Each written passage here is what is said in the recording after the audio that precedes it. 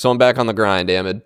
I'm me back on the grind. Friend of the show, Ryan, and actually Mike's brother. I always forget they're related, if I'm being honest. Mike's brother, Ed. Mike and his brother? Yeah. Because I talk to them separately so much, and they don't really talk about each other all that much, so I forget they're related sometimes.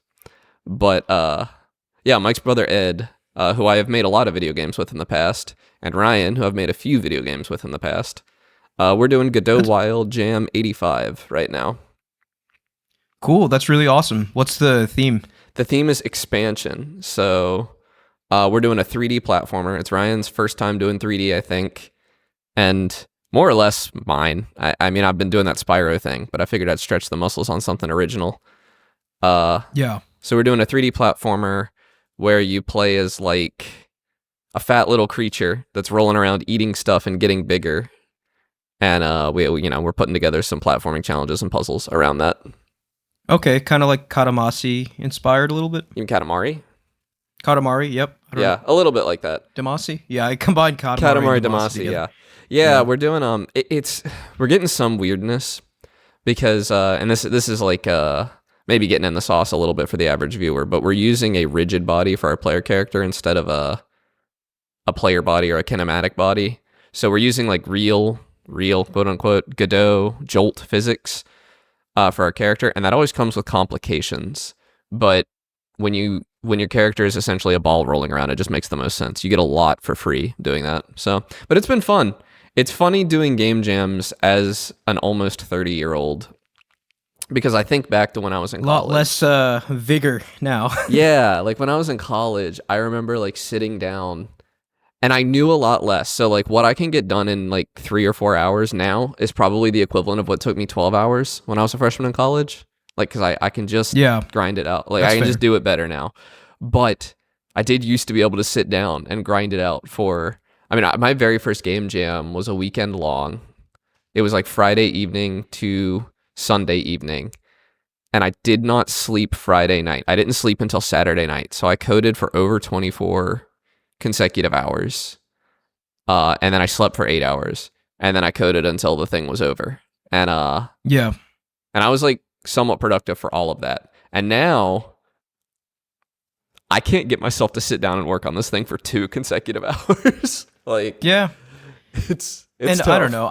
It's an age thing. It's also like I feel like our attention spans, just like as a species, are much worse now than they were. I think that's part of it. I would be remiss to act like that's not part of it. But another significant part of it, I think, is that I needed it when I was in college. Like I needed resume builders. I needed a portfolio. I was hungry, I wanted a job. But now I have a job that pays pretty well. You're fat and full. Oh, yeah, I'm fat and full. I don't need and like there's like an alternative to this, which is like right now our game is not in a good state. I'm nervous about what it's gonna look like at the end.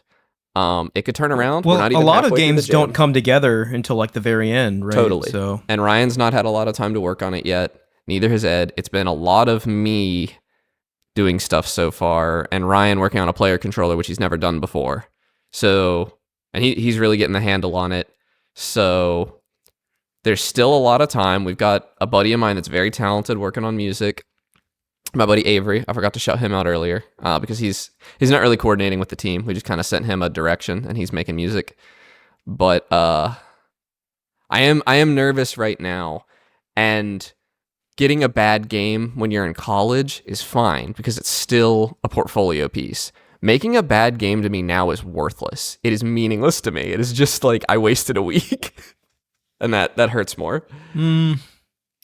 Yeah, I was going to say, like, at least you could say you learned something from it, but games at this level, it's probably all stuff you've done many times already. So, mostly stuff I've done before, yeah. So it's fine. I'm having fun with it. Like, we're not even halfway. It started, or are we halfway? What is today? Tuesday? So we're like halfway. It started Friday, and we have to submit Sunday. So okay, so that's like a full week. Yeah, and it'll be out obviously by the time this it's more difficult because everyone's working, right, while doing it. So well, actually, I am. Ryan is on the job hunt, and Ed is a student again. So I'm the only one working. Okay. I didn't realize Ryan was jobless at the moment. But the job hunt but I'm sure is he'll be fine. He's a full-time job. Yeah, he'll be fine. He'll be fine. Yeah. But, both of those things are essentially a full-time job. So Right, yeah. yeah, we'll see what happens. Either way, it's been fun stretching my Blender.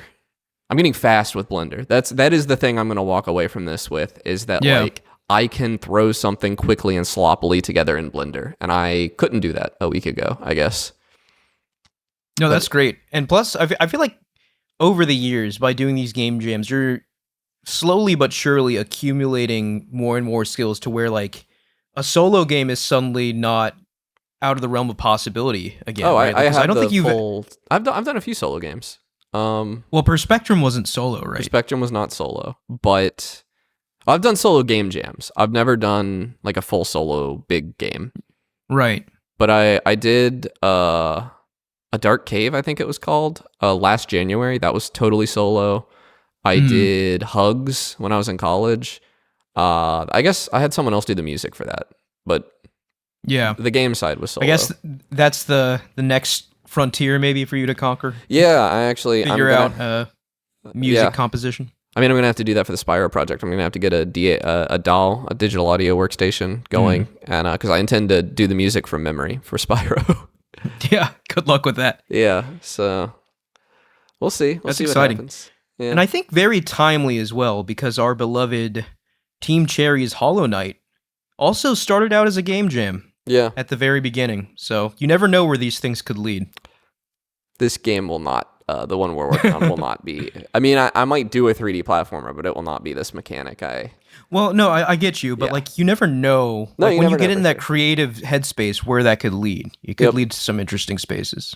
I definitely think I'm going to try, I've said it before, but I'm going to try to keep making games this time. At least have something burning in the background at all times.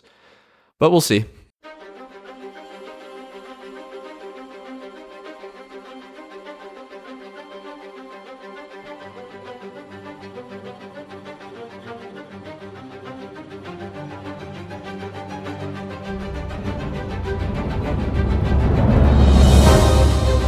Hey, and welcome back to Game Talk. I'm your host, Damon Beyond. Today I'm joined by Connor. Hey, guys. And no Mike today because Silksong September continues, and he has not played Silksong. We have both beaten Silksong in its entirety, Act 3 and all. So, just warning up front, this episode is going to contain spoilers for all of Silksong. We're going to talk about our unfiltered thoughts on the game. So you have been warned right here at the beginning. Please skip this, maybe come back to it later if you intend on playing Silksong and haven't beaten it yet. So that being said, yeah, this game is a masterpiece. It's very good. I'm staggered by how good it is. I think I beat it 2 days ago now. What was your hour count when you finished it? 64. Okay, so a little higher than me, but you had a little higher percentage. So I don't actually... Yes.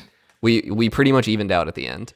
Yeah, it's funny, right? Like it at the end, right? The paths converge, the graphs converge. But yeah, it was 64 hours with an 84% completion.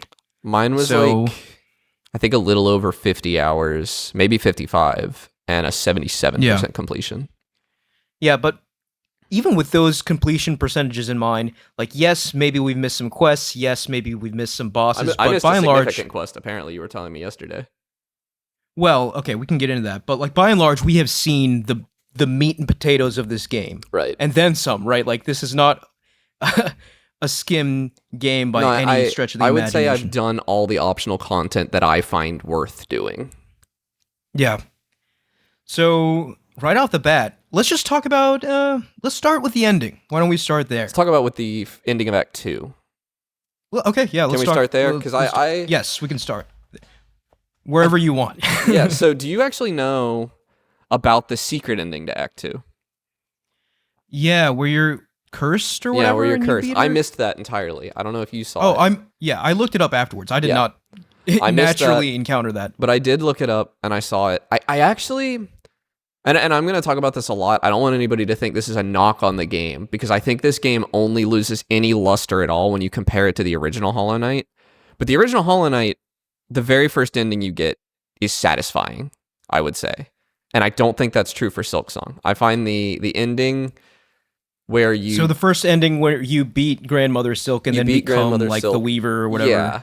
I think that is an unambiguously bad, not as in bad as in like it's bad writing, but a bad as in like an undesirable conclusion. Well, okay, so it's an interesting comparison point because remind me, in Hollow Knight, was there anything beyond the first ending when the game first launched? Yes, there were, I think, 3 possible endings when the game first launched. There was so similar to Silksong then. You beat the Hollow Knight, and you take the Radiance into yourself, and then there's 2 of those. There's one where Hornet is there, and one where Hornet is not. And then there was an additional ending if you had completed the Path of Pain and all the optional stuff, where you could go into the Hollow Knight and fight the Radiance inside him, and actually like. Oh, that was part of the base game. Yes, and you could actually defeat the Radiance. Okay. And yeah. I think all 3 of those, like, the kingdom is saved, right? When you... that's the difference, I guess, that bothers me, is in Hollow Knight, you save the kingdom even if you sacrifice yourself to do it, and then the good ending is, like, better than that. And in Silksong, everybody loses. It is a weird choice, right? Yeah. It is a weird choice to put credits at the end of Act 2 because the story very much continues, right? Like I think it's basically Team Cherry saying, "Hey, this is a jumping off point. If you have other things to get to or you don't want to play anymore, I think it's feel also free to like exit here." Giving because themselves I do think permission the game to crank up the difficulty another notch too. Exactly right, because Act 3 is a markedly much harder. Yes, it's a marked increase in difficulty from everything else that came before. So, in a sense, yeah, like, I guess it makes sense to off-ramp people at the end of Act 2, but, like, to me, it's like, I almost feel like there shouldn't be credits there. Like, the game very much continues. I kind of agree. And it's not it's not like a secret ending or anything. The game just continues, right? Yeah. Like, if it was one thing if it was, like, some secret, like... Well, sort of. Concluding level. It doesn't just continue, so it may have just continued for you, but the dialogue you have to get to continue was not available to me when I beat the game originally. So what do you mean? Let's talk about how you trigger the next ending, or the next how you trigger Act 3, which is you get a quest from a guy at the shrine, the mayor of the shrine. Yes, after you beat the final boss in quotes once, right? No. Really? Yeah, that only happened for me. So that's interesting because I never looked up the mechanics. I only got that quest after I actually beat it and got the first ending. May have and then to I beat reloaded it. my save. Yeah. I don't think the community yet knows what the exact requirements are, but one of the requirements seems to be getting enough fleas for the fleas to move to their final destination. Okay. That is at that what point, I I'd had already to gotten do. all the fleas. I had to get enough fleas for them to move to their final destination, and I do not like that. I think that is, in my opinion, it is just bad game design because these are 2 totally unrelated ideas. Like, at no point do you think you are making progress when you're getting the fleas. It is seemingly an entirely optional objective. And then I had completed everything except the fleas that was available to me, and I finally, like, Googled it. I was like, hey, do I have to get the fleas to get to Act 3? And the answer was, yes, we think so. Like, it wasn't even totally clear. It may be a game completion percentage.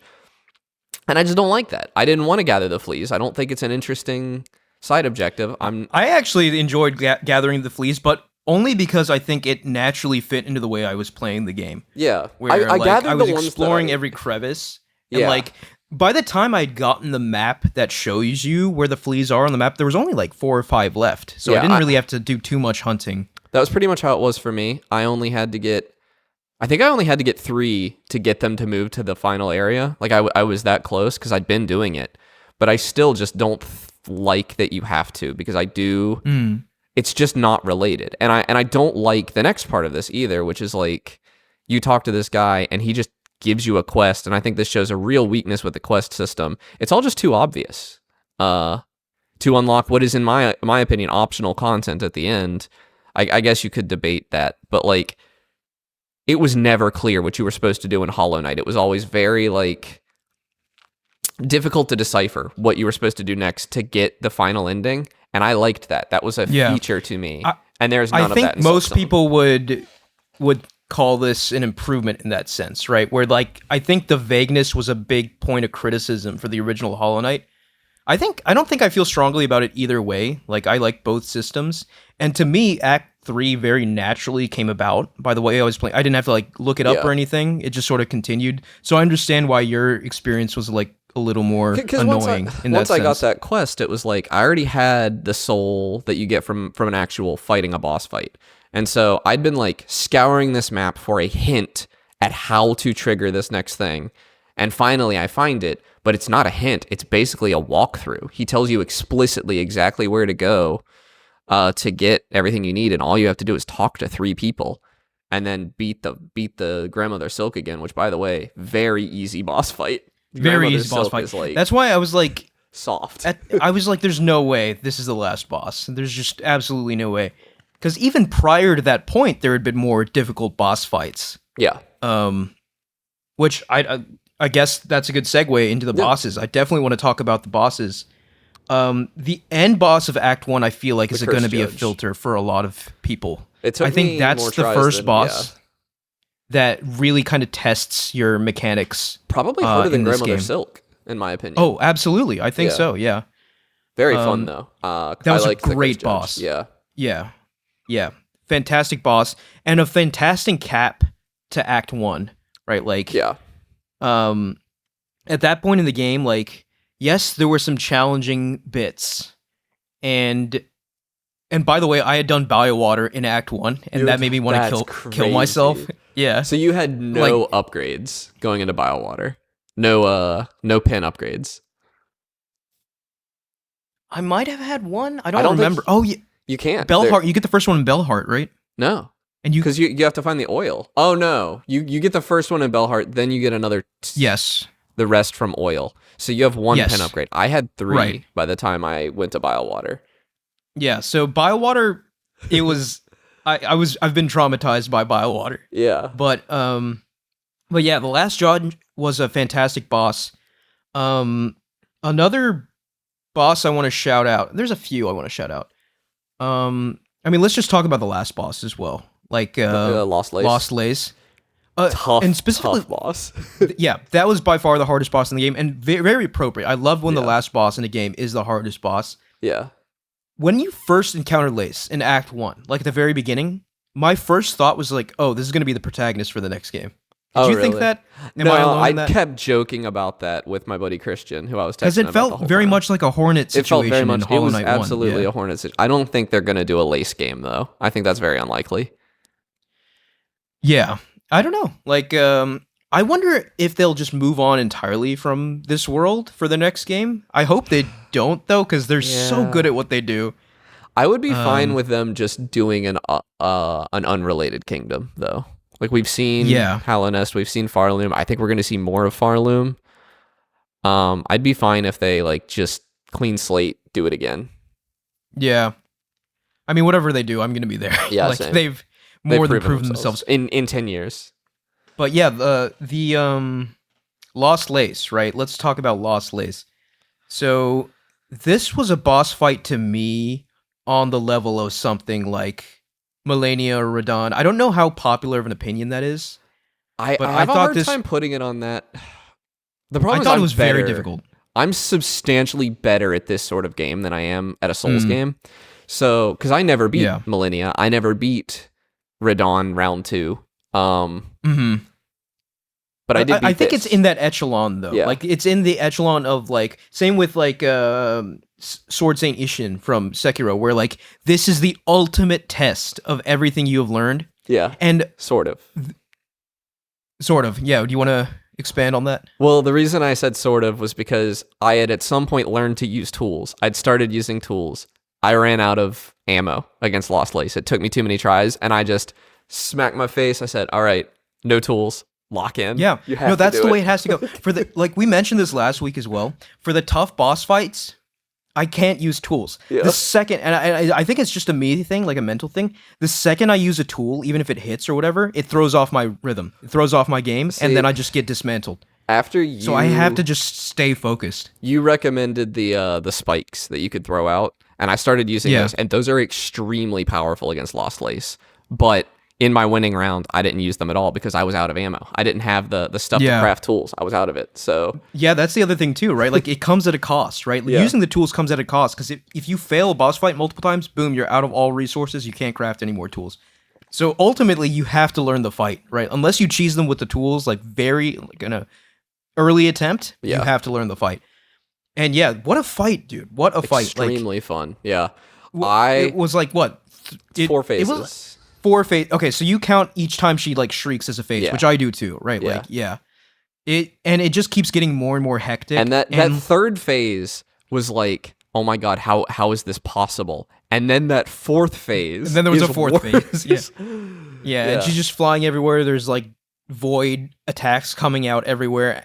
And like each time I reached the third phase, like before I finally beat it, I was just like praying, like, please let the fight end. Because like at that point, you get good enough at the fight where you're like, okay, I can get her down to phase 3 consistently. But at that point, it's just like you're against the clock. Like, can I beat her before she absolutely destroys me? you know, like. And I just love it, man. I love it when a game throws a boss fight like that at you. Yeah, I will say though, all the boss fights in Act 3 I thought were quite good, with one exception, the tree guy. Verdania? No, not Verdania. The one that's mandatory. Oh yeah. Like you fight Seth. Yes. Seth is a good boss. He's very hard. Nylia or something like that. Nylith maybe. That's most of the letters are there. Yeah. Anyway, Seth 2-try boss. Like I beat it so quickly. Wasn't so bad. That was definitely I think the easiest of. Yeah. Seth was way harder than her. Seth was way harder. Seth took me a while. And also, do you know the story of Seth? Yeah, it's a fan who passed away before the game came out, right? And designed. Yeah, Seth. and he's the one who drew Seth. So it's just a really nice way of like honoring him, putting him into the game around the world after beating him. Yes, I did find him once. I found him, but once. then upon my like looking up stuff for after I beat the game, I was just like, okay, I'm open to all spoilers. Apparently, Seth will eventually move to Fleetopia. Oh. That's cool. And he will set the high score on all the Flea games, and then if you beat his score, you get something out of it. Cool. I forget what it is. But yeah, Seth was a great boss fight. My favorite. Go ahead. Mine is the ant. Scarlet. I was gonna say, Carmelita. She's my favorite boss fight in the entire game. Like even more so than the final boss. I don't know. I think I gotta go Lost Lace, but they both feel like a dance, and Carmelita is literally a dance. It is literally, it felt exactly like a dance to me. Yeah. And she had like 3 phases, right? And like, I felt like the tempo of the dance picked up in each phase. Yeah. And the music was just so beautiful. Yeah. It was just such like a choreographed, like, it felt perfect, that fight to me. The thematics around these more fights, so than any fight in the game. So there's like a thematic issue you run into in the Souls games and Hollow Knight games, which is that you have a thematic problem with how powerful your own character is, because you're fighting all of these cool enemies, but you're fighting them at the end of their lives typically. Well, obviously the end of their lives because you killed them, but like they're usually ancient, they're old, they're not at their peak anymore. And Silksong gets around that in, I think, a clever way, because you travel back to them at their peak and have to beat them at the peak of their power, and that felt steal great. their heart.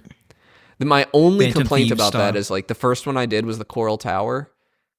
And I at first that was also the first one I did. I thought it was going to be a whole area, and it isn't. It is just a couple waves of enemies, and then you fight the boss. Apparently, Coral Tower was an area in the game that got cut. That's crazy in a 7-year development period, but like if you look at the aesthetics of that place, it was beautiful, top tier. Yeah, like imagine a full like area of the map like that. Yeah, my that's God, what I wanted. That would have been gorgeous. Yeah. And then the rest are even less than that. Although arguably Carmelita gets a pretty significant area because there is a section of the far woods that are inaccessible. Yeah, far fields that are inaccessible until then. But Carmelita's amazing. And I actually really liked the Coral Tower guy too. I don't remember his name. The Crust King's Khan or something? Maybe. Yeah, Khan, yeah, that sounds right. And that was a fun boss fight. I didn't think he was terribly hard. The waves he wasn't hard, but he was fun hard. to fight. Yeah, the waves of enemies can suck it, dude. Yeah. Yeah, I was getting very tilted. I obviously this game tilted me at many moments. You were probably worse off too because you were feeling this episode. Like you felt a timer ticking down. Definitely. Yeah, in hindsight, I almost regret the way I played this game because I wish I could just take my time and enjoy, and I could, right? But I really wanted to. I had this veritable feast spread out in front of me, and instead of enjoying every bite, I stuffed it down my throat. So now I'm just here left feeling like empty and a little gross. Yeah. But I mean, incredible game. But what was I saying? What boss were we talking about? We were talking about the Coral. So yes, there were a couple times in the game where I was just furious, and obviously nothing can top Bilewater for me, especially because when I did it right in Act 1, I found the gosh, it's so hard to remember the names of everything. The area right before Bilewater. Sinner's Road? Sinner's Road, yeah. I found Sinner's Road, then I found Bilewater. And then actually, yeah. No, maybe it was because I had to get the double jump, right? So maybe it was Act 2 when I finally explored all of it. I think it would have I don't remember at this point. I had completed Act 2 before I found Bilewater. I think I'd completed Act 2 before I found Sinner's Road. Oh, yeah. Okay, I definitely didn't complete Act 2 before that. But, yeah, Bilewater was very tough, and it was extremely punishing. And when people talk about this game, some of them say that, like, it's cruel and it's difficulty. I didn't really feel that at all, except for Bilewater. Bilewater was just mean. It was intentionally very mean. No, that bench should have been a little easier to find. Yeah. That secret bench, especially because there was the fake out bench. Oh my gosh, it made me. Oh my god, deep cruelty in that area. Very. I get Team Cherry is just like laughing. Totally an optional. It is totally optional. Yeah. Well, kinda. Totally optional to get one ending. It depends on what you consider optional. If you consider Act 3 optional, oh yeah, it is required for Act 3, right? Because you have to get the soul. Yeah. Yeah, that's crazy. Yeah. But yeah, Coral Tower was another area kind of like that. And I had a lot of difficulty at that secret platforming level at the top of the world. Yeah. And apparently you didn't find that difficult at all, which I find crazy. I don't know. You told me about this last night, and I was like, this is killing me. I swear I went there. And I, like, went up there, and I cleared the platforming in 3 tries, and I was like, I genuinely, like, I played this game in such a whirlwind blur. I can't remember if I'd been there or not. I remember, like, seeing something called the Nameless Town, I think, but there was an item I hadn't gotten up there. But the item was hidden, so I might have missed it. It's unclear. That area immediately reminded me of the intro to Hollow Knight. I think I'm alone in that because I went online and I didn't really see that opinion, so maybe I'm just It reminds me of Dirtmouth, but I don't think it is Dirtmouth. I think it was just the outside. And I think there will be content out there in the future, like DLC. And especially because, did you look up, like, I mentioned there was a quest line you had to do to see an additional scene at the end of the game. I looked up how to start it, but I didn't do it. Do you mind if I talk about the scene? No, go for it. I figure it's Mr. Mushroom, like, flying through the air or something, right? Yeah, that's what it is, right? That was in Hollow Knight 1. Apparently, Mr. Mushroom is like a Team Cherry thing. I thought it was like... It's a gag. I didn't realize that until I looked it up. I was like, oh, are they going to space for the next one or something? No. Like, because he launches into the air. Yeah. And I'm just like, where is he going? But, like, the ending cutscene is Mr. Mushroom launching out of the ground into the air from the Nameless Town. Yeah. And then it to be continued, which obviously is hinting at probably the DLC, maybe a sequel, but probably the DLC. I'm pretty sure you get the exact same scene if you do all the Mr. Mushroom stuff in Hollow Knight 1. With a to be continued I think as well? so, yeah. Okay, so in Hollow Knight, it was probably hinting at DLC. It was hinting it was probably hinting at Silksong, which was originally DLC. Oh, okay. So they might. Okay, whatever it is, to be continued I don't know very clearly means there's something coming. I don't know if there's anything to glean from it because we already knew there's DLC coming. At the very least, Team Cherry will make another game. Yeah. Is what that means. But the passing of the age thing, that quest, like immediately when I got it, I was just like, okay, this seems like one of those quests that is annoying to do, but will be significant. But in the end, it was just like an Easter egg kind of thing. Yeah, you just find him at a bunch of different spots, right? Yeah. I don't in finding him, it's like it takes you on basically from the journey from the very bottom to the top of the kingdom. Let me tell you something that pisses me off a little bit about this game, with its structure, and it's something that pissed me off in Subnautica as well.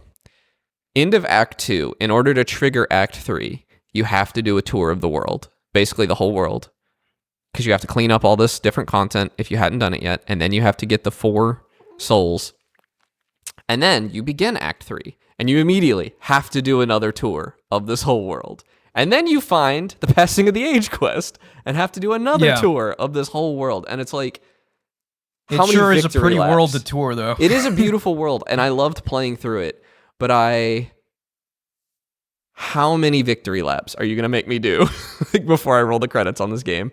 Because at some point, you are not having any challenge to it anymore. You know what you're doing. And, well, what they did with the enemies, so Act 3 starts, and it's basically altered the world in a significant way, and the enemies have been altered as well, right? And the enemies, I feel like, are pretty threatening in Act 3, even if you're, like, very good at the game. Act 3 was a very cool, maybe this isn't true, but to me it felt like a reference to Metroid Dread when the X-Parasite gets released. It felt very similar to that. And then the world was changed, and I was like, oh my god, it's not just Metroid Dread, they're doing the inverted castle from Symphony of the Night. They did not do the and I got very excited. They did not do the inverted castle from Symphony of the Night. The inverted castle basically flips the whole game world, and so there are changes in how you navigate and everything. And so I was excited. I was like, oh, I'm gonna have to play through this whole world again with changes. And no, there are like 3 changes to the map throughout the entire game, other than the new enemies. And other than that, you just kind of run around in the same map you've been running around in for 50 hours now. Same map, but like there are some level differences, right? With the destruction that happened. Yeah, like some areas are now blocked, some areas are now open. There are a couple boulders. So that was interesting. And especially in like the Act 2 areas, the Citadel. It didn't make you change any content. It made you play, it made you interact with the harder enemies. It made you avoid shortcuts that you'd unlocked. It didn't really, none of the passages that they blocked were changed in any way. They were just, you can't avoid the new enemies, and you have to re-unlock these shortcuts, basically, which I don't know. I didn't like that very much. With the exception of like the cradle, which you don't even have to go back to. You don't have to, but it is cool going back there. I would say Act 3 is very, very anemic on the exploration into the game, and very, very strong on the boss fights into the game. I think I would agree with that. Yeah, the boss fights shine so spectacularly in Act 3. In a way, like even more, because like this whole game, Act 1 through 3, chock full of fantastic boss fights, but Act 3 definitely just brings it up to another level. But that being said, right, I want to highlight a couple things that happen in Act 3 that are some of my favorite moments in the game. Do you remember when you first tried to fast travel in Act 3? What happened? Yes, I had forgotten it. Fantastic. Until you just brought it up.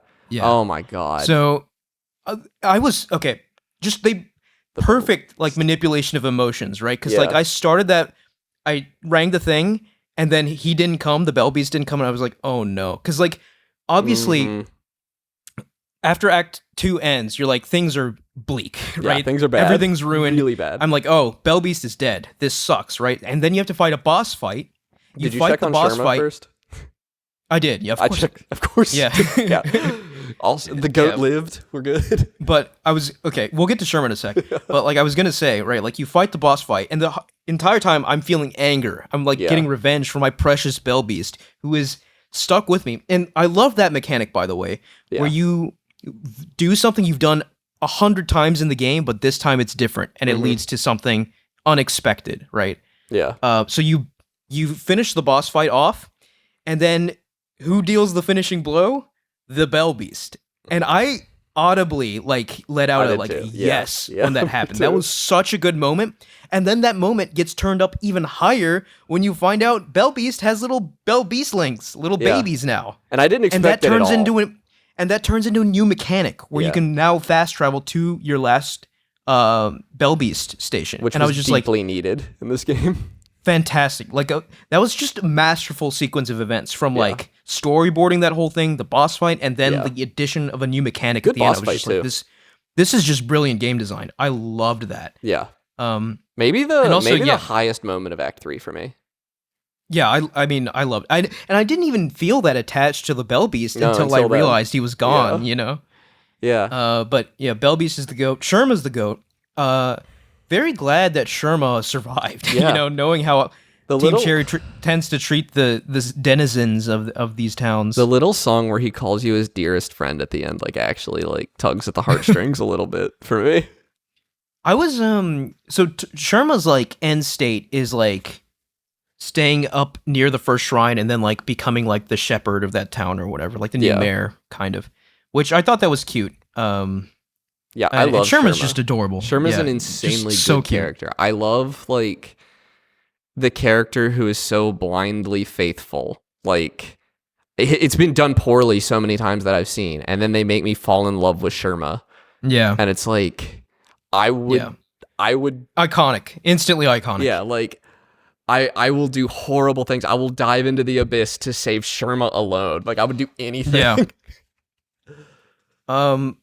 Speaking of tugging at the heartstrings, the thing that actually got me the worst in this game in terms of feeling like crap, did you do the final side quest with Garmond and Zaza? Yeah, I did. Yeah, That was very rough. Where you have to go fight Garmond. Yeah, but like, and again, the sequence of events there just very well executed and very, very sad, right? Like where the little bug is there waiting for you, and he's like, "Come follow me," and then you follow him, and Garmond's been lost to the abyss, and you have to kill him, and then he just stays there next to his body. I tried leaving, I tried fast traveling, I tried resting, I went back. He's just sitting there next to the body, looking all sad. Because he said he's just gonna rest. He talks after you beat him. He says, "I just need a rest." Yeah, it's so sad, very and sad, especially like you play your needle in, which whole aspect we haven't even addressed yet. Yeah, the song component of Silksong, right? Yeah. When you play your needle in next to people, next to dead bodies, you get their either them singing or their soul singing about like whatever. And when you play it next to those two, like you hear Zaza's little thoughts, and he's just like, "I can't wait to see you again," or something like that. So he's probably just gonna sit there and die. Yeah. And see him in the next life or whatever. And I was just like, this is so rough, because a lot of the bugs have sapience, right? They're like, they have consciousness, they talk, they think. Zaza was just a little guy, right? He was basically the equivalent of a puppy in this universe. So to see him like that, I was just like, this is very sad. And it almost made me want to like take a break from playing. I was just like, this is messed up. Act 3 is very sad. I mean, they destroy the first town. It's just gone. Oh my gosh, that reveal too. Because I'd invested so much on it. I went back and checked on it multiple times in Act 1 and Act 2. And then when you go there in Act 3, and there's just thieves looting corpses. The fixer lives though. He moved to another place. He's alive. Yeah. Thank goodness. But like to see, God, what's the town's name? Bone Bottom? So bad. Bone Bottom. To see Bone Bottom like that, it's just really, very depressing. Yeah. So, yeah, definitely they bring forth those dark undertones from Hollow Knight into Silksong as well. Yeah, I mean, I really liked all this. I liked all of it. I do have a serious beef with them, with the structure of Act 3. I think it just got my hopes up, like, a few different times. You thought there were going to be more maps and stuff to explore. Yeah, because, like, all of Act 1 is Farloom, and then all of Act 2 is the Citadel, and then they say Act 3, the Abyss, and I'm like, oh my god, are we getting, like, a whole Abyss map to explore? Yeah. And no, the Abyss is, like, a very, very small area, very little defined. Couple of secrets, no, don't get me wrong, but very little defined. And then it's mostly exploring places you've already been. And then I expected, okay, well, it's going to be like a complex web of events like the end of Hollow Knight, and it's not. You talk to the shamans, they mark 3 bosses on your map, you go kill the 3 bosses, and you're done. And then I also had expected the map to change significantly. Like they kind of got me 3 times back to back where I did it to myself. Your expectations were very high. I saw something, but I saw evidence that my expectations should be high, and then they were like immediately dashed, and that like that left a weird taste in my mouth. Yeah, I don't None of those things are bad. Those expectations really, so I didn't get that same feeling that you did. It wasn't like they literally did it bad or anything. It's just I think this game was a lot more afraid to literally hide content than Hollow Knight was, and that I joked about this. on the Discord earlier today, but I like when I'm beating something very difficult in a game. I like the idea that maybe not everybody did it. And other than the final boss of Act 3, all of the rest of it, I think most people are probably going to do. I don't know, man. I really don't. I'd be interested to look at like the Steam achievements, the PlayStation trophies, like all of that data. Or at least you reasonably could. It's not hard to find. I feel like I genuinely feel like a lot of people will hop out at the end of Act 2. Yeah, I really do that's think fair. that. Yeah. But it's not especially because it's hard to get to Act 3. It's because they don't know about it, maybe. Or well, yes, and maybe they do dip their toe into Act 3, and then the increased difficulty puts them off. Yeah. Because I really do think that there's a huge jump. Like, no, Carmelita's no joke. Even just the basic enemies are much harder. I stopped They're killing much harder, enemies typically in Act 3 because the risk reward was so low. They were difficult to kill now. And I never did find the final needle upgrade. So which one did you not get? I found one. Did you do the Courier's Rasher is what I'm asking you. Yes, I did the Courier's Rasher. Which I was did miserable. not. I was just like, I hated that. I was like, I'm not going to do this. So I ended the game like you did, right? Without one upgrade. Yeah. That Courier's Rasher was miserable. So the one you probably missed is Fleetopia. If you get first place in all the games, you get a oil. I did not expect that. I expected it to be in the Citadel somewhere, so I didn't do that. But that's okay. Like, I mean, I made 3 was enough though. Yeah, it was enough, right? Like less than that, things start getting questionable, I think. Like, I don't know if I could do it with less than that. The other thing they kind of got my hopes up for, and I think I'm like justified in this one, is I expected another Path of Pain in this game, especially since they did. I'm so glad there isn't one, dude. Especially since they did put like a bigger emphasis on platforming throughout the game. Yeah. But the closest thing to a Path of Pain is either the path to the Coral place, the Coral Tower, or that secret area to get up to the Nameless Town. And the way to get to the Nameless Town is like maybe 1/50th of the Path of Pain. Like, it is so much easier. It's funny you say that, because people online do call it the Path of Pain of this game. I don't know if I agree with that, because I was able to do this and I rage quit the Path of Pain. So it's obviously I think Path of Pain is harder.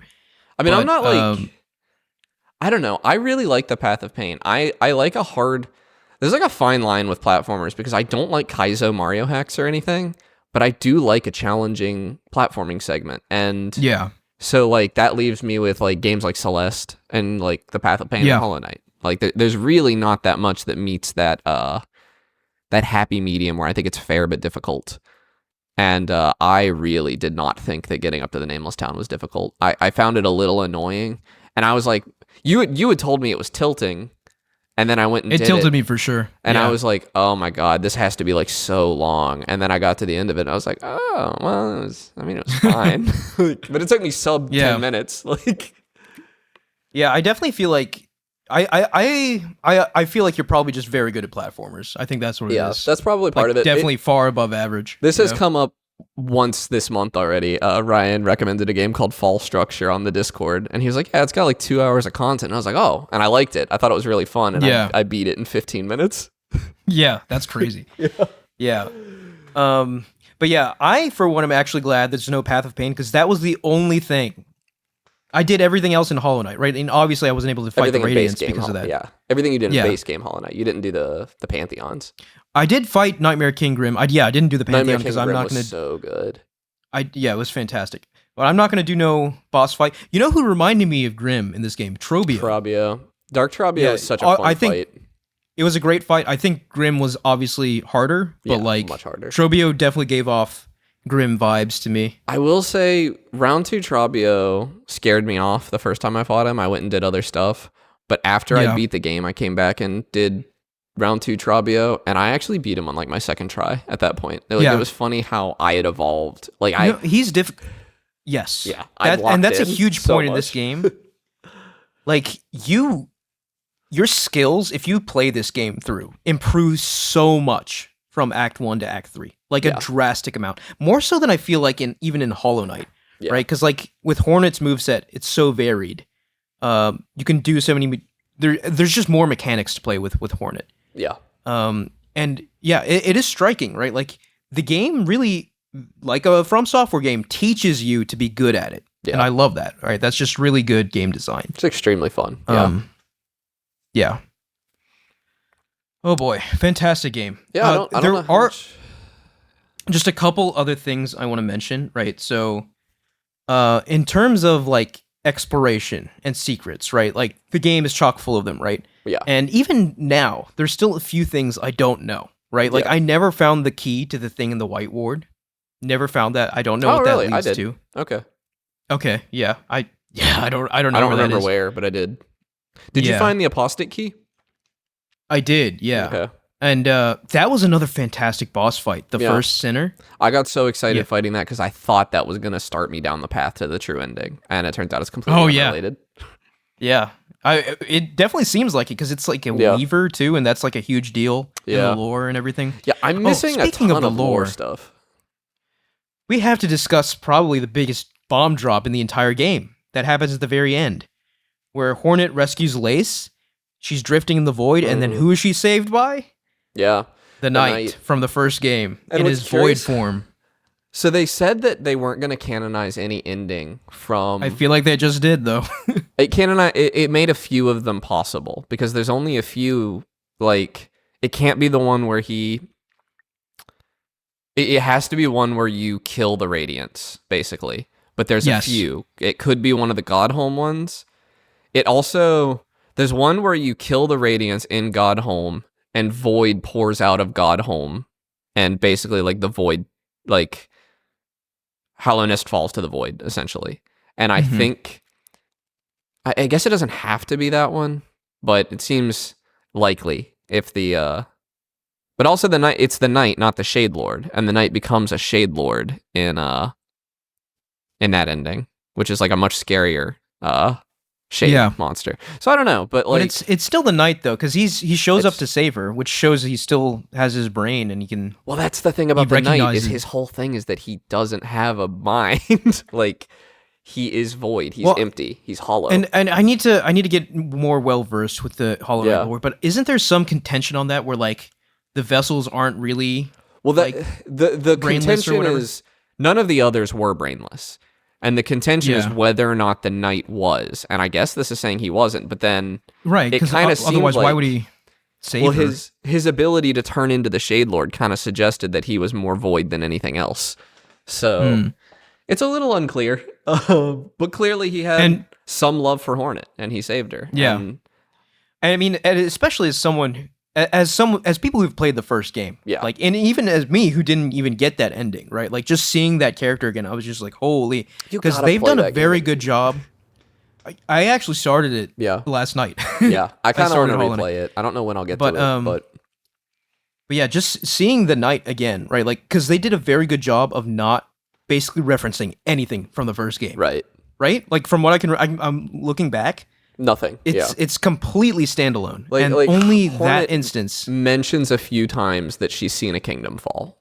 That's like Yes. it. That's the extent of it. Yeah, but like by and large, it's very standalone except for that moment, and which made that moment just like that much more impactful. Yeah. It's very cool. All right, I think I've basically gone through everything I wanted to talk about. So I actually wrote down some notes. So I'm Okay, yeah, check checking to 'em. see if Yeah. I went through. Oh, the other thing I want to mention from a lore perspective. So the Weavers were like an advanced ancient civilization, right? That's the trope, kind of. Because if you find Yeah. like you found Weaveness Yeah. Alta Yeah. or whatever, and it was like hyper futuristic and had like teleportation technology. Totally. And I thought that was really cool. I don't know if they're gonna like further explore that maybe in a future game because like that area felt unlike anything else in the game where everything was mechanical. And I mean, they had stuff like that in the first Hollow Knight, though. There's like a whole section where there's like computers and stuff. wow, I need to replay Hollow Knight. I just don't remember enough Hollow Knight Yeah. to do that. But yeah, overall, I mean, like I will maintain what I said last week. This is right up there with Clair Obscur to me as like one of the best games ever. I think this isn't.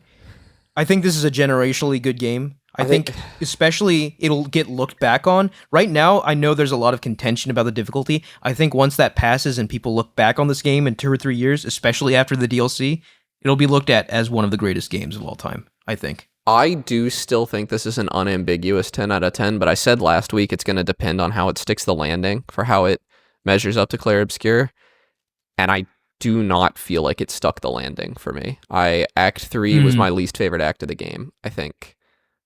Best boss fights, but that's not what I come to this for. I'm here for the exploration. Yeah. And I'm there for both, and Yeah. I think Act 3 delivered in that. Yeah. And I thought it absolutely stuck the landing. So yeah, I for just me, wanted for it to my be- personal game of the year, I have to think really hard about whether Yeah. I lean this or Clair Obscur. I definitely lean Clair Obscur pretty hard at this point. Yeah. We'll see how I'm feeling in a few months. There could be some. I have compelling evidence. There's still some sleeper hits possibly coming out this year. Yeah, I mean, if anything else on the level of this and Clair Obscur comes out, I think my brain's just going to explode. Too much peak in 1 year. I don't know if you were looking at the Discord, but the Steam frame might be announced tomorrow, and it will probably be announced side by side with Half-Life 3.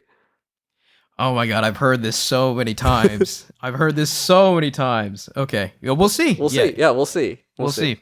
That's all we. I mean, that's all we can do. we had. But that's where what we there's said smoke, for Silksong, right? Where there's smoke. That's what we said.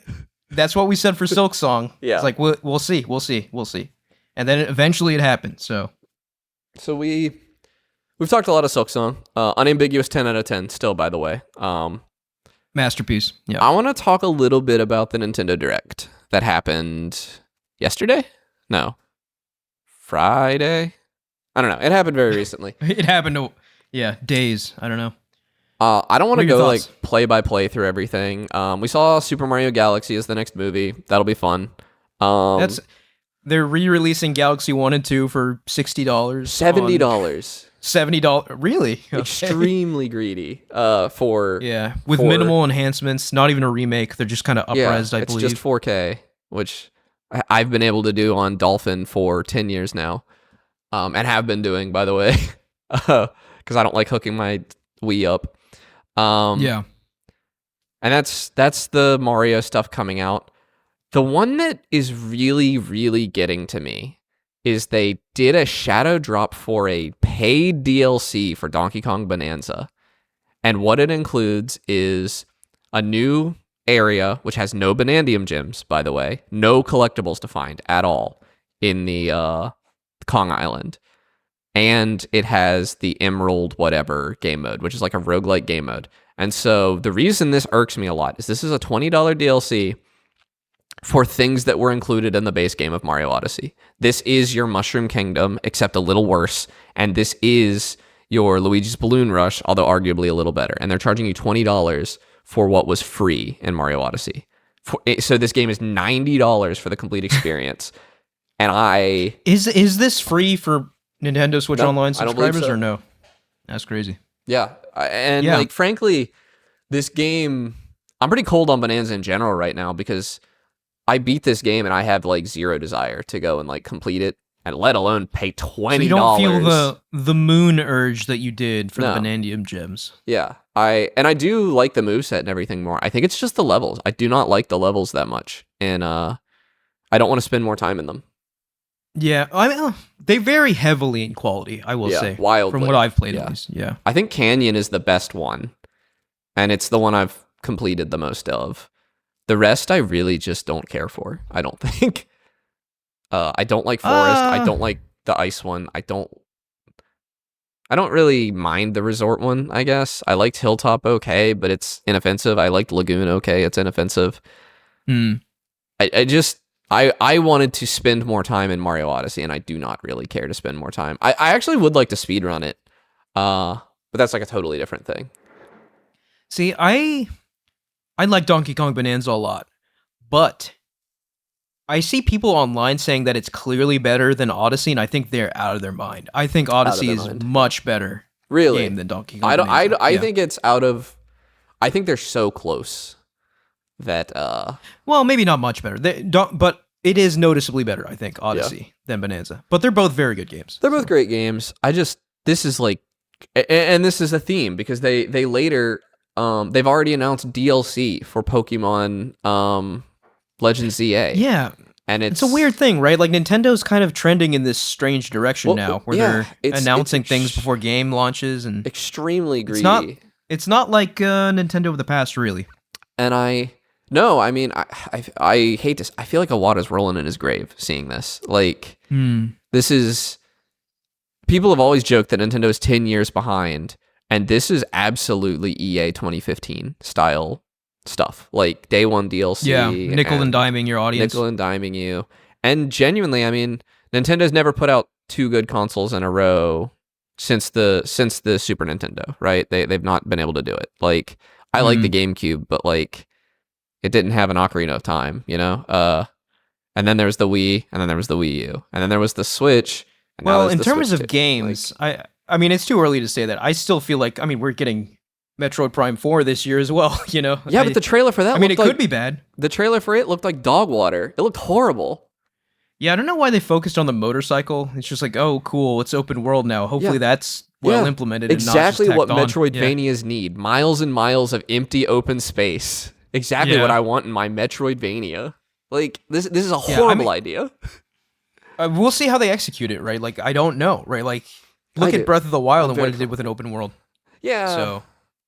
Yeah, but that... You just don't know. I'm looking for a very different thing in Zelda than I am Metroid. But another game that was huge for me and a lot of people, and not for you at all, Fire Emblem's Fortune's Weave was announced. I might buy this one. I might hop in. Fire Emblem's very good. I know. Like, it's straight. There's no caveats. It's just very, very good. There's no Smash Bros right now for me to get mad about, so I might just hop in and enjoy it, and we'll see what the and it seems like it's actually following up in a sense to Three Houses. That's what I thought, and that's like one of the really good ones, right? Three Houses was when they personified Fire Emblem. Yeah, which is what I'm into. Which was just a beautiful combination. Yeah, they loved it. And I just got to take one last opportunity while we're talking about the quality of the Switch 2 to say Mario Kart World's not that great. And have you played it? Have you played it since launch? Well, it's funny. When we get into the games we're playing, it's actually going to be World. So. Okay, well, you got me there. I haven't touched it. My Switch 2 has actually been collecting dust pretty bad since Bonanza. So I played Hollow Knight Silksong on Switch 2, and it was perfect on there, right? Yeah. Especially because handheld, it's 120 frames as well, and only 8 seconds of latency for that screen to refresh. Right, yeah. So the screen isn't great. I do appreciate the 120 hertz, but there was a noticeable difference between handheld and docked play for me, which is crazy, right? Because they're both 120. Yeah. Yeah. Yeah. But yeah, I don't know. I'm still pretty bullish on Switch 2. But we're just so early. It's hard to know either way. It's just when you compare it to the Switch launch, it's pretty ugly, I feel like. It's just nowhere near as good. Well, if you take into account like the launch window, right? Like I still think Switch 1 comes out on top, but you've got some good stuff, right? Bonanza, Mario Kart, Metroid Prime 4. But that's you a pretty good launch Bonanza's lineup. worse than Odyssey, and Mario Kart World is obviously no. That's what I said. Than... No, I said Switch 1's more impressive. Okay, but like Switch 1 launch was probably the greatest launch window ever for any console. Yeah. So to compete with that, right? Like I still think they're doing a respectable job. But I agree with you. I don't like the new kind of the greed, more EA old. I can't even say EA style because EA's gotten a lot better. Old better. EA style nickel and diming of their customers. So I hope that doesn't continue. We should have seen it coming. Charging for the Breath of the Wild and Tears of the Kingdom upgrades was extremely greedy. Well, even with that, there was a bit of a caveat where, like, if you're subscribed to the online service, you get it for free. Yeah. Oh, I thought you were going to bring up the dumb phone app too. No. But now, like, it seems that even the people subscribed aren't getting the add-ons, which is a lot more egregious, I think. So. And they're charging $100 for that Virtual Boy thing, which, like, I guess it's a cool novelty. I thought that was I did not see that coming. I was just like, so Virtual Boy's the next thing, huh? That's great. And there's a required attachment for it. Yeah. Which I think is just cool. Like I figure if you have the Labo VR thing, that'll work for this. I figure. So that makes it accessible to my brother, who's maybe the only person on earth who cares about this. Yeah. I will. Yeah, I don't think I'll be getting the attachment, but like I think it's cool that they're even acknowledging the Virtual Boy. So I just can't believe they never released Virtual Boy games on the Nintendo 3DS, which was the one time that like it would have been a slam dunk. Yeah. No, it would no eye strain. Well, I guess you have eye strain on the 3DS, but less eye strain. Like, yeah. Well, whatever, man. I don't know. I don't like the direction Nintendo's going. That's all I wanted to say. I don't want to burn a ton of time on this. I watched that direct and I was not happy walking away from it. The reviews are pretty poor on the Donkey Kong DLC, by the way. I don't think any major outlet has talked about it yet, but yeah, I think everyone was distracted by something.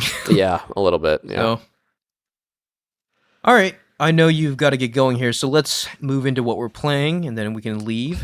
So, like I said, yeah, I was playing Mario Kart World. So, last weekend I was in Morgantown, right, like for the football game. Right. And I think Mike and I will probably talk about that a bit next week in our cold open, because that was definitely an experience. But I stayed at my friend's house, and I brought my Switch 2. Obviously, I was sneaking in as much Hollow Knight time as I could. But the times I wasn't playing Hollow Knight and we were just hanging around the house being social, we were playing Mario Kart World. And it showed to me that like Mario Kart as a series for me has always just shined in group settings, right? Like, right. And not just online, right? Local, like your buddies next to you. Yeah. Group settings. It's the only time I could see myself playing any more World, I think. Yeah.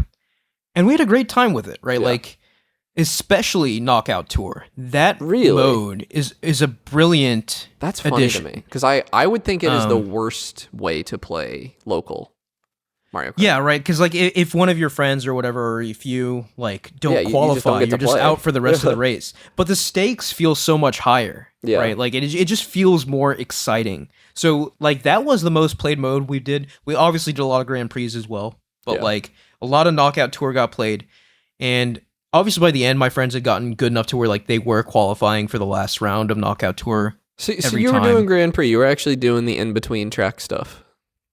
Yeah. That's crazy to me. So, dude, I don't know. Like, I really feel like for normies, it's not that big of a deal. And I do consider myself a Mario Kart normie. I'm not, like, sweating out, like, all the tricks on the different stages and stuff. Yeah. So. I guess if your definition of normie is somebody who would never, ever play it online, like, you're right. Yeah, and I don't think I've played it online once yet. Yeah. So, yeah, Mario Kart for me is strictly, like a co-op. It's like Mario Party to me. Yeah. That's how I look at Mario Kart. But I realize now that like most of the people who play Mario Kart don't look at it that way, and that online is a big component of it. I mean, we had a good time. Justify a $70 game that I'm only going to play when I have people around. That's very expensive, and it doesn't come up that much. Yeah, I mean that's fair. Yeah. Obviously I thought it was worth it because I play it. Yeah. So, it was a lot of fun. So I just wanted to throw that out there, and I think it's very funny that you specifically brought up that game to bash when it was what I had played. Yeah, sorry. No. I mean, you don't have to say sorry. I don't care. But so the game I played recently, you're done, right? Yeah. Yes. I dipped a toe back into Fortnite, and I just gotta say they're on like a generational run of like horrendous updates, like. Oh, I didn't know where you were going with that. It was just like generational run of like really good stuff. Pure, like me and my friend Whitney, like we're just looking for a game to play while we hang out and like shoot the shit on Discord, right? And we usually go to Fortnite, but it has been like 4 or 5 updates in a row. The game has just gotten like worse with every single update. They're taking out any of the fun guns. There's like a dumb, like, we have Helldivers at home kind of thing going on. They have like bugs walking around the map, and you basically have to engage with it to get any good guns to make it even worth playing. But it's so boring and easy that it's like not worth your time. And like, it's all bots now. We never run into human players anymore until the very end of a match. And it's just, I'm bored. Like, I literally don't want to turn it on anymore. Like, it is so much worse. And the map is bad. The map is really boring. Granted, the last time I think the map was good was like when Anvil Square was in the game, which was like right around when they put like the Doomslayer in. They put Geralt in. They had like a hunter. Is all that stuff still in the game? Like, do they just keep adding to it? Okay. Yeah. Well, like, but you can't play that map anymore. Like, Oh, okay. Yeah, so it's a different map now, and it's a boring map. And all of the maps have been boring since then. But there was like a vehicle season they did that was kind of fun. And then they took out the vehicles, and it's just been really bad since then. I don't understand. I know they have to put out something new all the time, but it's like crazy how many in a row have been insanely bad. It's just I really am, I feel so out of touch with Fortnite because I literally played it like I think the first season and then never again after that. So I'm so because I know they added so much to it that you could like go to concerts and stuff, but Yeah, I'm just so yeah. out of touch with what Fortnite is nowadays. But I have to ask, right? Is it that you're like aged out of Fortnite, or are they just making bad updates? I mean, did I age Like, out between 26 and 28? I don't think that makes any sense. Are Gen Alpha losing their minds over these updates or whatever? I don't know, man. They 'Cause all I feel just want it to go back to. They want OG Fortnite back, like the original map. That's what they want, and I don't like that. I don't think that's good either. I think Fortnite got really good like 2 or 3 years ago, and has been going downhill since then. And I don't know. That's frustrating. I mean, is it still kind of like ruling the world in terms of? Oh yeah, totally. Is it still the game everyone's playing? Right. So well, no, that's Roblox now. It is Roblox now. Yeah, you're right. Which isn't really a game, but like neither is Fortnite anymore. Fortnite is full of like. Fortnite is trying to become Roblox. Yeah. I feel like and I haven't touched any of that really. I touched Lego Fortnite. And it was fine. I don't know.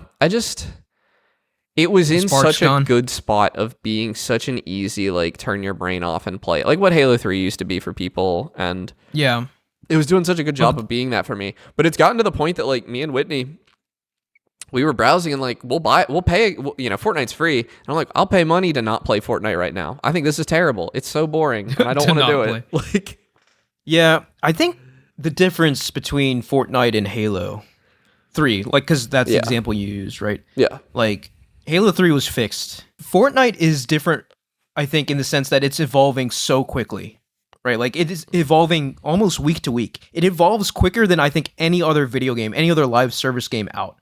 Where, like, like I've said this before, the speed at which those developers work is prodigious. Like, it just doesn't make sense. How quickly they're making the game worse. Yeah, well, how quickly they're changing the game, for better or worse, right? Yeah, so, exactly. Like, maybe this is just a bad time, and with their speed, they'll bring it back to a good time. I don't know. But then again, I'm not really qualified to talk on this because we played it. I'm so out of touch with Fortnite. I mean, I'm probably going to miss it getting good again because I just really don't want to play it right now. Yeah. It's just, I don't know what they would do to other than just giving me back the map I liked. Yeah, and I feel like there's a lot of that with Fortnite, right? Like, people get in, enjoy it, and then they leave and then come back and are like, why isn't this the thing I enjoyed, right? Yeah. So I never left, to be fair. I've been playing it this whole time. Just I don't talk about it on the show because it's not interesting, and I've mostly not had anything nice to say.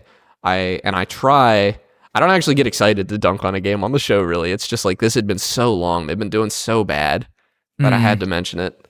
I also haven't played anything else other than Silksong. Yeah. No, same with me, right? Like, it was Silksong and then briefly Mario Kart on that weekend. But now that Silksong's done, I don't know, man. I feel feeling a void in my heart. Don't know what I'm going to play next. Well, you got to get Alan Wake in there at some point. You promised.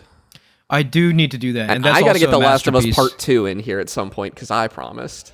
At some point, yeah. So that seems like an October game, right?